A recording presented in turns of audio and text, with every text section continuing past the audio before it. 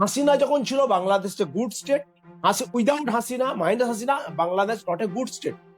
এইটা একটা মানে আন্তর্জাতিক একটা ব্যাপার। তার পেছনে একটা বড় ধরনের ইকোনমিক কারণ আছে ইয়ন ভাই। ইকোনমিক কারণ হচ্ছে আপনি নিশ্চয়ই জানেন যে এখানে ভারতবর্ষে একটা বিরাট বড় কর্পোরেট যারা অর্গানাইজার, বিশেষ করে আদানি আম্বানি, তাদের একটা ইনভেস্টমেন্ট মানে হাসিনার সঙ্গে ছিল, ঠিক আছে।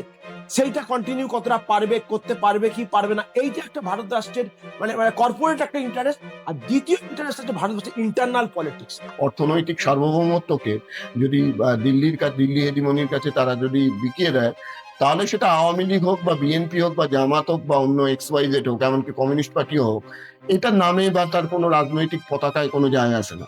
এখন যদি ভবিষ্যতে যারা আসবে তারাও যদি ইয়ে করতে যায়, তাহলে তাহলে তখন তার বরং সেক্ষেত্রেই হয়তো তখন হয়তো ওরা এই যে আওয়ামী লীগকে বা শেখ হাসিনাকে এখন পুষছে, তখন শেখ হাসিনাকে ওরা প্রত্যার্পণ করে দিতে পারে। ওদের কি শেখ হাসিনা কি আলাদা, মানে আলাদা করে শেখ হাসিনা, মুক্তিযুদ্ধ, শেখ মুজিবুর রহমান, এই নিয়ে ওদের কোনো আবেগ বা কোনো ফ্যান্টাসি বা কিছুই নেই। বেসিক্যালি হচ্ছে অর্থনৈতিক এবং রাজনৈতিক স্বার্থ।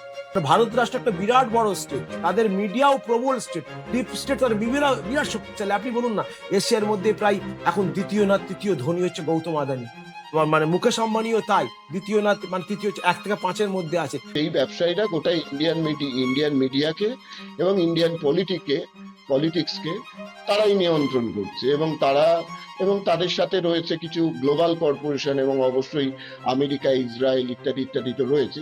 ফলে তাদের প্রচুর, তারা কর্পোরেট, তাদের ফান্ডিং, সেই ফান্ডিং তারা কোটি কোটি টাকা মিডিয়াতে তারা দিচ্ছে।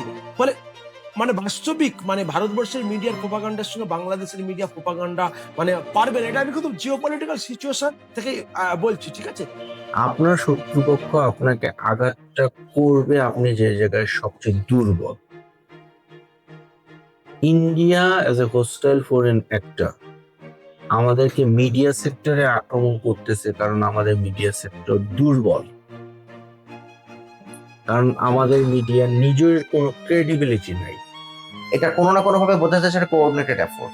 এখন এই এফোর্টটা কে করছে, তাদের কোনো রাজনৈতিক দলের কোনো মিডিয়া সেল এটাকে প্রণোদনা দিচ্ছে কিনা, এই বিষয়গুলো কিন্তু আসলে পরিষ্কার না, কিন্তু একটা ধারণা করা যায়। ভারতীয় মিডিয়া কেবলমাত্র সরকারকেই সমর্থন করে তাই না, ভারতীয় মিডিয়াকে কিন্তু টিআরপির কথা ভাবতে হয়। জনগণ কি দেখতেছে, কি চাচ্ছে, জনগণের চাওয়া একটা প্রধান বিষয়।